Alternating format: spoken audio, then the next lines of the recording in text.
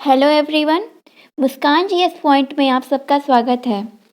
आज हम इस वीडियो के माध्यम से शिक्षा का अर्थ, परिभाषा, प्रकृति और क्षेत्र के बारे में जानेंगे, जो कि बीएड, बीटीसी और डीएलएड के लिए बहुत ही इम्पोर्टेंट टॉपिक है। इसलिए आप वीडियो को स्किप न करें, वीडियो को लास्ट तक देखें।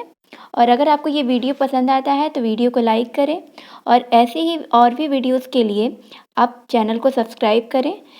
तो आइए जानते हैं शिक्षा होता क्या है। शिक्षा शब्द संस्कृत भाषा की शिक्ष धातु में अ प्रत्यय लगाने से बना है। शिक्ष का अर्थ होता है सीखना और सिखाना। तो इस प्रकार शिक्ष में जब अ प्रत्यय को जोड़ा जाता है तो शिक्षा शब्द का निर्माण होता है। शिक्षा शब्द का अर्थ है सीखने या सिखाने की क्रिया। इस प्रकार शिक्षा का तात्पर्य सीखने या सिखाने की प्रक्रिया से है। शिक्षा को अंग्रेजी में एजुकेशन कहते हैं और ये जो एजुकेशन शब्द है इसकी उत्पत्ति लैटिन भाषा के एजुकेटम शब्द से हुई है। और ये जो एजुकेटम वर्ड है ये भी दो शब्दों से मिलकर बना है, ई और ड्यूको, जिसमें ई का अर्थ होता है अंदर से और ड्यूको का अर्थ होता है बाहर निकालना। इस प्रकार शिक्षा मनुष्य की आंतरिक शक्तियों को विकसित करने का कार्य करती है। यानी शिक्षा के द्वारा हमारी आंतरिक शक्तियों का विकास किया जाता है, बाहर निकाला जाता है। एजुकेटम शब्द जो है इसका कई सारा सिनोनिम्स भी है, जैसे एजुकेयर, एजुसियर। तो जो एजुकेयर शब्द है उसका अर्थ होता है टू ब्रिंग अप या उठाना, और एजुसियर का अर्थ होता है टू ब्रिंग फॉर्थ या सामने लाना, और एजुकेटम शब्द का अर्थ होता है टू लीड आउट या नेतृत्व देना। इस प्रकार ये सारे जो सिनोनिम्स वाले वर्ड हैं इन सब से शिक्षा की उत्पत्ति हुई है। तो इस प्रकार एजुकेशन शब्द की उत्पत्ति एक लैटिन भाषा से हुई है और जिसका अर्थ होता है हमारी आंतरिक शक्तियों का विकास करना। और ये सारे जो सिनोनिम्स वाले वर्ड हैं, ये जितने भी सारे वर्ड हैं, ये शिक्षा को एक संकुचित और व्यापक आधार प्रदान करते हैं। शिक्षा की कोई सर्वमान्य परिभाषा नहीं है, इसे विभिन्न विद्वानों ने अपने अपने तरीके से परिभाषित किया है। जैसे अरस्तु के अनुसार स्वस्थ शरीर में स्वस्थ मस्तिष्क का निर्माण करने का कार्य शिक्षा करती है। यानी अरस्तु कहते हैं कि स्वस्थ शरीर में ही स्वस्थ मस्तिष्क का निर्माण होता है और ये जो प्रक्रिया है वो शिक्षा करती है। रूसो के अनुसार असल शिक्षा वह है जो मनुष्य के अंदर से उत्पन्न होती है, यह व्यक्ति की आंतरिक शक्तियों की अभिव्यक्ति है। रूसो भी कहीं ना कहीं यही बात कहना चाहते हैं कि शिक्षा के द्वारा ही हमारी आंतरिक जो शक्तियां हैं उनकी अभिव्यक्ति बाहर होती है, यानी आंतरिक शक्तियों का ही विकास होता है और यह जो शक्तियां ये मनुष्य के अंदर से उत्पन्न होती हैं। जॉन डीवी कहते हैं कि शिक्षा मनुष्य की सभी क्षमताओं का विकास है। यानी शिक्षा किसी एक क्षमता का विकास न करके यह संपूर्ण क्षमताओं का विकास करती है। इसे होल डेवलपमेंट देखने को मिलता है, जिनसे वह अपने पर्यावरण पर नियंत्रण रख सके और अपनी संभावनाएं पूरी कर सके। यानी शिक्षा के द्वारा हमारा होल डेवलपमेंट होता है और जिससे हम अपने पर्यावरण पर नियंत्रण रख सकते हैं और अपनी संभावनाएं पूरी कर सकते हैं। जॉन डीवी ने ही शिक्षा को त्रिमुखी प्रक्रिया बोला है। अगर आपसे एग्जाम में पूछा जाता है कि शिक्षा को त्रिमुखी प्रक्रिया किसने कहा है तो आपका आंसर होगा जॉन डीवी, और शिक्षा को द्विमुखी प्रक्रिया एडम्स ने कहा है। त्रिमुखी प्रक्रिया के अंतर्गत ये माना जाता है कि शिक्षण में शिक्षक, विद्यार्थी और पाठ्यक्रम ये तीनों इम्पॉर्टेंट होते हैं शिक्षा में, और अगर इनमें से कोई भी एक की अनुपस्थिति के ये जो शिक्षा की प्रक्रिया है वो संपन्न नहीं हो सकती। और वहीं एडम्स, जिन्होंने इसे द्विमुखी प्रक्रिया माना है, उन्होंने इसमें शिक्षक और विद्यार्थी दो ही लोगों को इम्पोर्टेंट माना है और इन्हीं को ये माना है कि अगर इनकी अनुपस्थिति रहेगी तो शिक्षण का कार्य नहीं हो सकता है। अगला स्वामी विवेकानंद जी कहते हैं कि व्यक्ति के आंतरिक पहलू की अभिव्यक्ति शिक्षा है। यानी स्वामी विवेकानंद का भी यही मानना था कि व्यक्ति के जो आंतरिक पहलू हैं, यानी कि ये जो शक्तियाँ होती हैं ये अंदर ही रहती हैं, मनुष्य के अंदर व्याप्त होती हैं और शिक्षा के द्वारा इन्हीं आंतरिक शक्तियों को बाहर निकाला जाता है। तो आई होप कि आप शिक्षा क्या होता है ये समझ गए होंगे। शिक्षा एक ऐसी प्रक्रिया है जिसके द्वारा किसी भी मनुष्य का, किसी भी व्यक्ति का विकास होता है। आइए अब हम समझते हैं कि शिक्षा के उद्देश्य क्या होते हैं। एग्जाम में अक्सर क्वेश्चन आता है, what is the aim of education. तो इसे अब हम समझने का प्रयास करते हैं। पहला पॉइंट है चरित्र निर्माण एवं विकास का उद्देश्य। शिक्षा के द्वारा एक अच्छे चरित्र का निर्माण होता है और यह एक विकास की प्रक्रिया है। इसमें विकास को मेन एम दिया गया है, क्योंकि शिक्षा के द्वारा हमारा mental development, physical development, spiritual development, moral development, कई प्रकार के डेवलपमेंट देखने को मिलते हैं। तो शिक्षा का जो एम होता है वो चरित्र निर्माण एवं विकास का उद्देश्य होता है। अगला पॉइंट है शारीरिक विकास का उद्देश्य। शिक्षा के द्वारा शारीरिक विकास होता है, जैसे कि मैंने बताया कि शिक्षा एक विकास की प्रक्रिया है और शिक्षा के द्वारा कई सारे डेवलपमेंट देखने को मिलते हैं। तो उन्हीं में से एक है शारीरिक विकास। जो व्यक्ति शिक्षित होता है या फिर जिसे शिक्षा दी जाती है वो अपने फिजिकल डेवलपमेंट को लेकर के बहुत ही ज़्यादा अलर्ट हो जाता है। उसे पता रहता है कि कौन सी चीज़ें हमारे सेहत के लिए अच्छी हैं और कौन सी चीज़ें हमारी सेहत के लिए बुरी हैं। तो वो अपनी सेहत का भी डेवलपमेंट कर सकता है अच्छे से। तो शिक्षा का जो मेन एम है वो ये है कि शारीरिक विकास का उद्देश्य। अगला पॉइंट है ज्ञान संबंधी उद्देश्य। शिक्षा के द्वारा हमारे ज्ञान में बढ़ोतरी होती है और ये बढ़ोतरी निरंतर चलती रहती है। जब हम कोई चीज़ सीखते हैं तो उससे हमारा जो नॉलेज होता है वो इंक्रीज़ करता है। जैसे कि बच्चों को अगर मैथ्स का कैलकुलेशन सिखाया जाता है तो वो कहीं न कहीं उनकी तार्किक क्षमता का विकास होता है और इस मैथ्स के कैलकुलेशन का वो इस्तेमाल अपनी दैनिक दिनचर्या में भी कर सकते हैं। वो कई सारे मतलब वो मार्केट में जाते हैं, फिर मार्केट में भी इसका इस्तेमाल कर सकते हैं। इस प्रकार शिक्षा के द्वारा हमारा ज्ञान जो है उसमें बढ़ोतरी देखने को मिलता है। अगला पॉइंट है जीविकोपार्जन का उद्देश्य।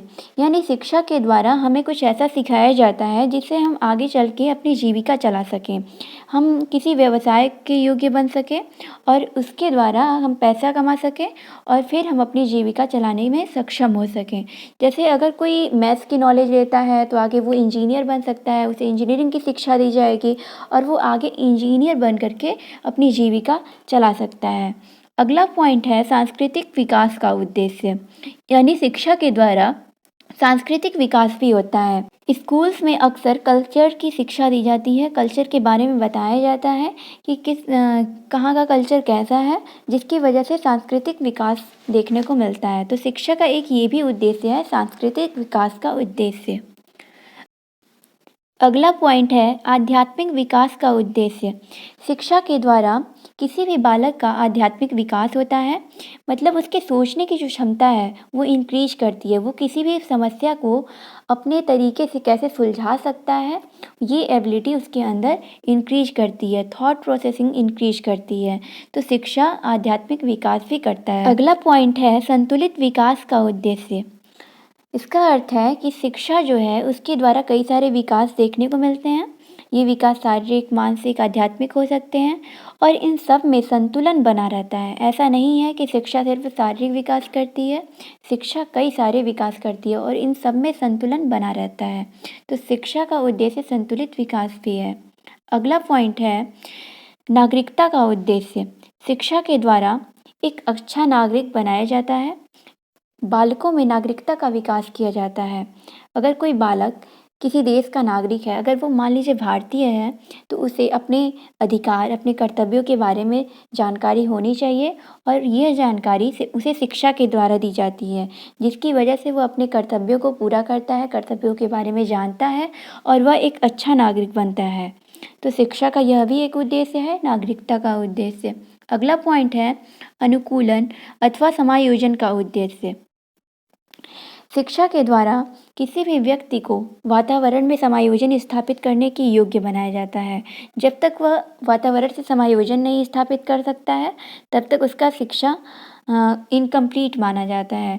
तो शिक्षा जो है वो किसी भी व्यक्ति को वातावरण से समायोजन स्थापित करने के योग्य बनाती है और वह कैसे लोगों में अनुकूलन, अपने वातावरण में अनुकूलन कैसे बना सकता है, इसके योग्य बनाया जाता है। क्योंकि मनुष्य एक सामाजिक प्राणी है और जब तक वह अपने वातावरण से समायोजन करना नहीं सीखता है तब तक वह आगे नहीं बढ़ सकता है। तो शिक्षा के द्वारा अनुकूलन या समायोजन भी किया जाता है।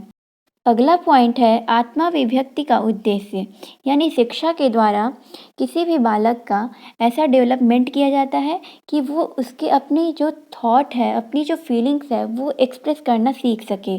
क्योंकि जब तक वो अपनी थॉट को लोगों के सामने एक्सप्रेस नहीं कर पाएगा, उसके अंदर जो भी आइडियाज़ आएंगे लोगों को बता नहीं पाएगा, तब तक उसकी शिक्षा इनकम्प्लीट रहेगी, तब तक वह कुछ भी नहीं कर सकता है।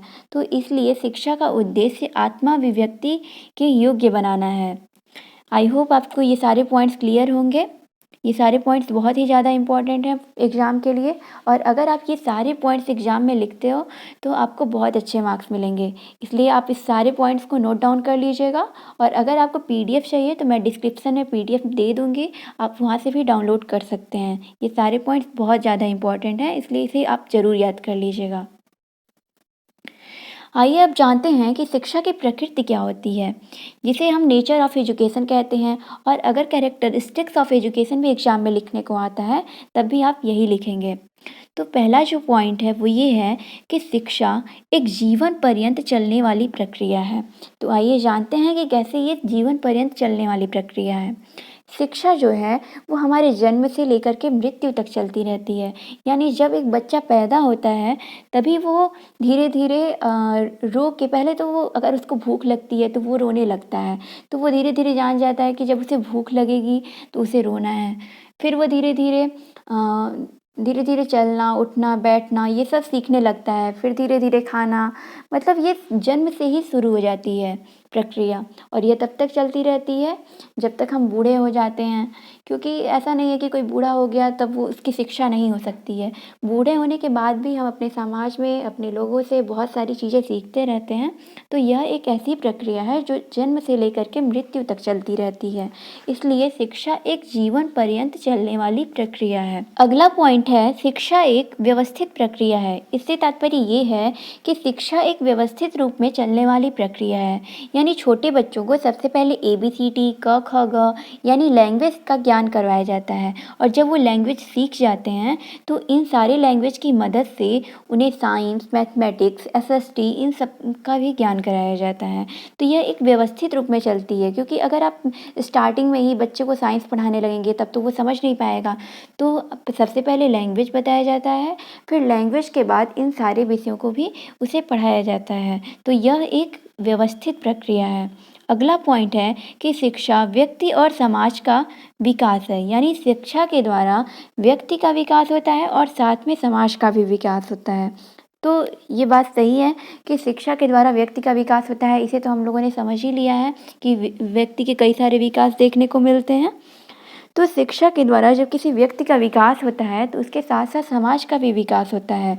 जैसे अगर कोई बच्चा है वो पढ़ लिख के डॉक्टर बन जाता है तो इससे समाज का भी कल्याण होगा, क्योंकि वो समाज में मरीजों का इलाज करेगा, तो इससे समाज का भी विकास होगा। तो शिक्षा के द्वारा व्यक्ति और समाज का विकास होता है। अगला पॉइंट है शिक्षा सर्वांगीण विकास है। इसका मतलब ये है कि शिक्षा के द्वारा किसी भी व्यक्ति का, किसी भी बालक का सर्वांगीण विकास होता है। ऐसा नहीं है कि किसी एक ही पहलू का विकास होगा। जैसे ऐसा नहीं है कि सिर्फ शारीरिक विकास हो गया तो उसका सारा विकास हो गया।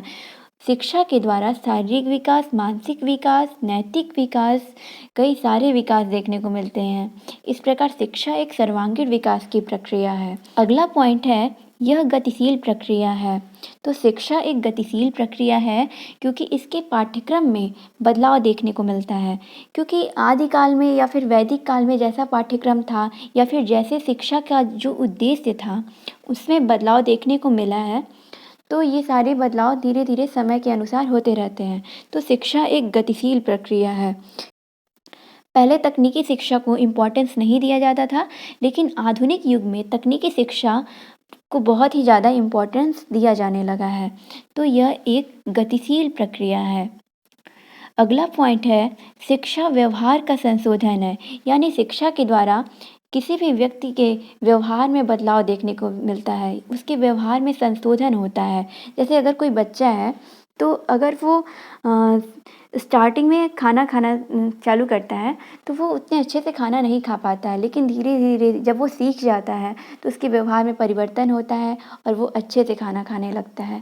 तो शिक्षा के द्वारा व्यवहार में संशोधन देखने को मिलता है। इसके अलावा अगर हम विद्यालय के अनुसार देखें तो विद्यालय में भी अगर कोई बच्चा जब पढ़ने जाने लगता है तो वो अनुशासित हो जाता है, लेकिन जब तक वो पढ़ने नहीं जाता है तब तक वो ये नहीं जानता है कि उसको टीचर्स का रिस्पेक्ट कैसे करना है, बड़ों से बात कैसी करनी है।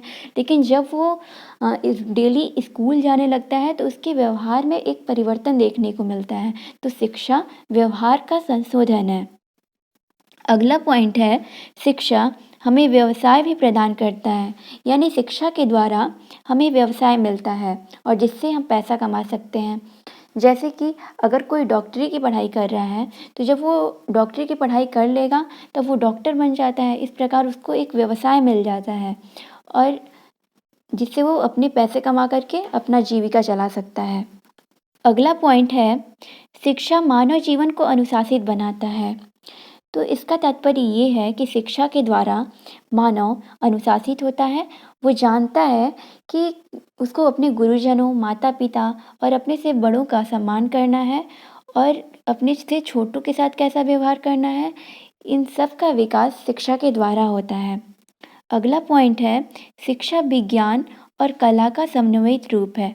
कुछ विद्वान शिक्षा को विज्ञान कहते हैं और कुछ विद्वान शिक्षा को कला कहते हैं, लेकिन शिक्षा जो है वो विज्ञान भी है और कला भी है। इस प्रकार शिक्षा विज्ञान और कला का समन्वित रूप है।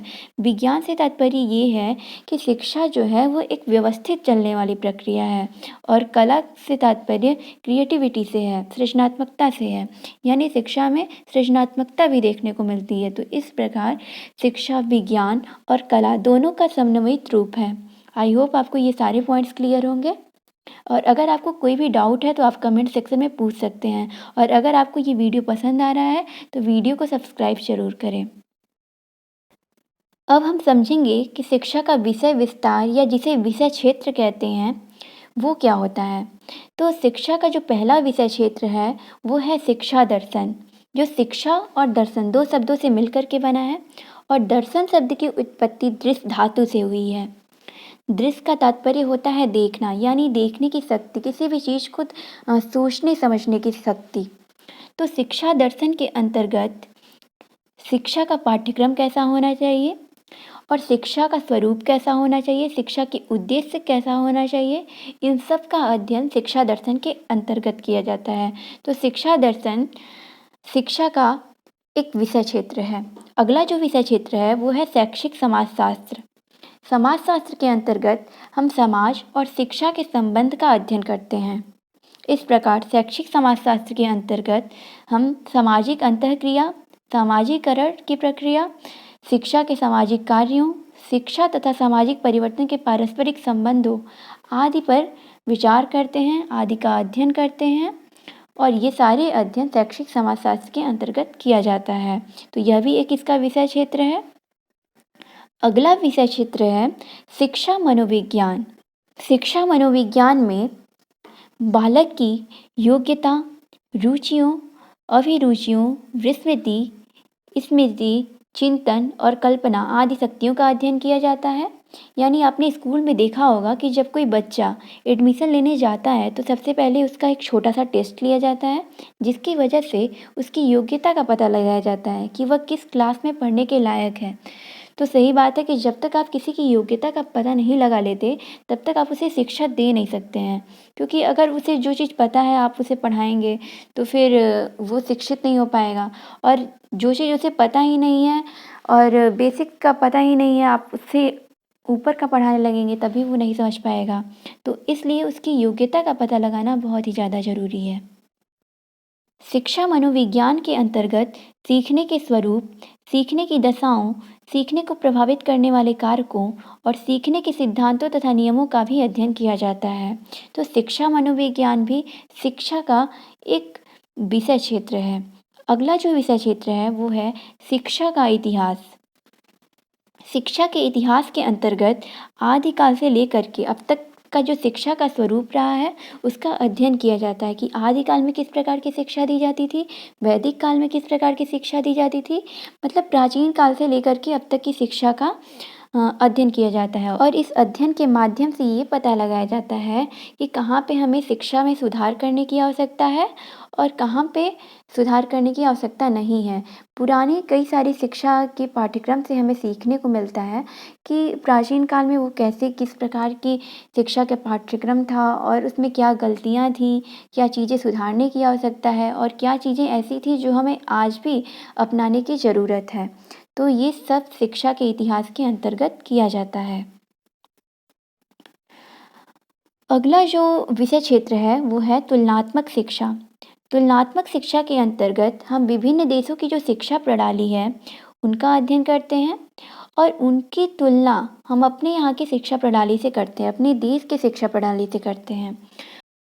और इस तुलनात्मक अध्ययन से हमें ये पता चलता है कि हमारे यहाँ की शिक्षा प्रणाली में कौन से दोष हैं जिन्हें हमें दूर करने की आवश्यकता है और अगर कोई अच्छी शिक्षा प्रणाली दूसरे देशों में है तो उसे हम अपने यहाँ अपना करके अपनी शिक्षा प्रणाली को सुधार सकते हैं।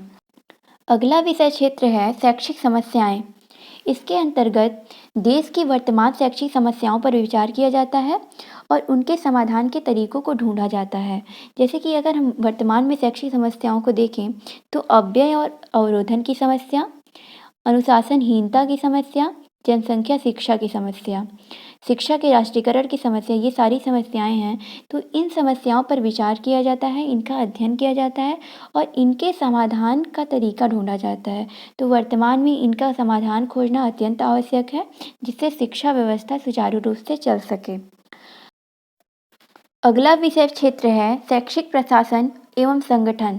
इसके अंतर्गत हम शिक्षा के क्षेत्र में मैनेजमेंट का अध्ययन करते हैं कि शिक्षा का संचालन किसके हाथ में है और राज्य इसमें किस प्रकार से सहयोग कर रहा है और इसमें अध्यापकों के गुण एवं कर्तव्यों की चर्चा की जाती है। बच्चों के लिए कैसा वातावरण स्कूल का होना चाहिए, बच्चों का प्रवेश कैसा होना चाहिए, उनके लिए क्लासेस कैसी होनी चाहिए, प्रधानाध्यापक कैसे होने चाहिए, इन सब का अध्ययन यानी स्कूल का मैनेजमेंट का अध्ययन जो है वो शैक्षिक प्रशासन एवं संगठन के अंतर्गत किया जा सकता है जिससे शैक्षिक प्रक्रिया को का संचालन जो है वो अच्छे से किया जा सके। अगला विषय क्षेत्र है शिक्षण कला एवं तकनीकी। इसके अंतर्गत हम विद्यालयों में उपयोग की जाने वाली तकनीकी और शिक्षण शैलियों का अध्ययन करते हैं कि किस शिक्षण शैली में हमें सुधार करने की आवश्यकता है, किन तकनीकियों की मदद से हम किन विषयों को पढ़ा सकते हैं और किस प्रकार से हम शिक्षा में सुधार ला सकते हैं। तो इन सब का अध्ययन शिक्षण कला एवं तकनीकी के अंतर्गत किया जाता है। आई होप आपको सारे पॉइंट्स क्लियर हो गए होंगे और अगर आपको कोई भी डाउट है तो आप कमेंट सेक्शन में पूछ सकते हैं। शिक्षा का अर्थ, परिभाषा, विषय क्षेत्र, उद्देश्य और प्रकृति से रिलेटेड अगर कोई भी क्वेश्चन आएगा तो मुझे पता है कि आप एग्ज़ाम में ज़रूर लिख लेंगे। और अगर आपको ये वीडियो पसंद आया तो वीडियो को लाइक और शेयर करें और बीएड से रिलेटेड और भी बेहतरीन वीडियोज़ के लिए चैनल को सब्सक्राइब करना ना भूलें। Thanks for watching. मिलते हैं नेक्स्ट वीडियो में, तब तक के लिए बाय।